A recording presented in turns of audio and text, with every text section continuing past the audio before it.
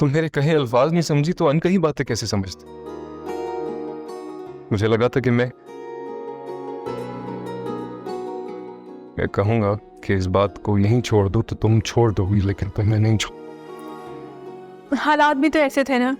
ऊपर से ये तो मैं कॉल्स पे कॉल्स कर रही थी, मैसेजेस पे मैसेजेस किए जा रही थी और तुम इसे छुप छुप के मिल रहे थे। तुम मुझे बताओ मैं क्या समझती? और वो नासिर, नहीं, मुझे बाकी ये लगा था कि तुम उसके साथ जाने का इरादा कर रही हो।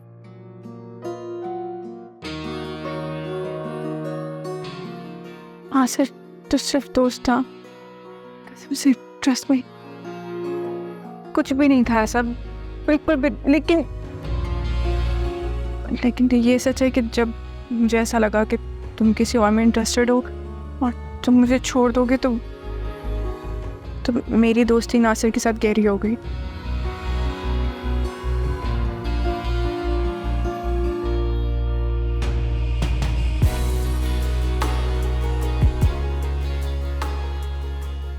शायद हालात हम दोनों के लिए ठीक नहीं थे,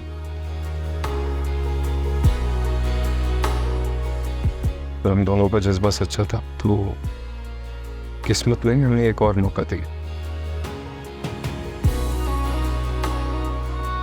बात कहूँ,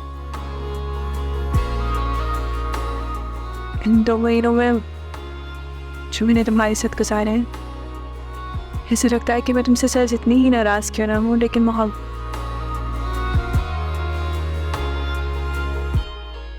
अजीब बात है, हम नाराजगी का इजहार तो आराम से कर लेते हैं, लड़ लेते हैं, झगड़ लेते हैं, लेकिन जब बात मोहब्बत की आती है तो खामोश हो जाते हैं। शायद मोहब्बत को अल्फाज की जरूरत नहीं। जरूरत है, मुझे भी ये लगता था कि अल्फाज की जरूरत नहीं है। मुझे लगता था मेरे बिन कहे तुम समझ जाओगी कि तुम्हारी जगह कोई नहीं ले सकता, कोई भी नहीं। वो मेरी दोस्त थी और रहेगी, लेकिन क्या तुम भी तो नासिर से मेरी दोस्ती नहीं समझे ना?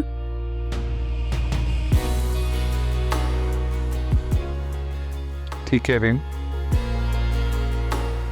तुमसे जो एक्सपेक्ट कर रहा था उस पर खुद पूरा नहीं उतरा तो शिकायत बनती नहीं। शायद हम दोनों ही एक दूसरे को नहीं समझ पाए।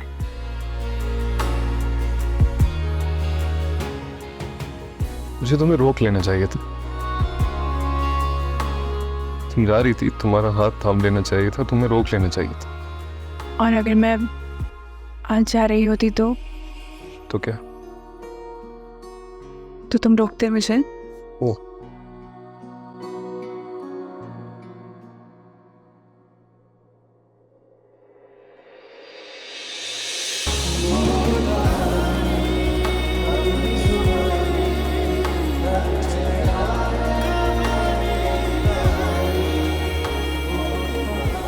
एक बार खो चुका हूं, तुम दोबारा नहीं खो सकता।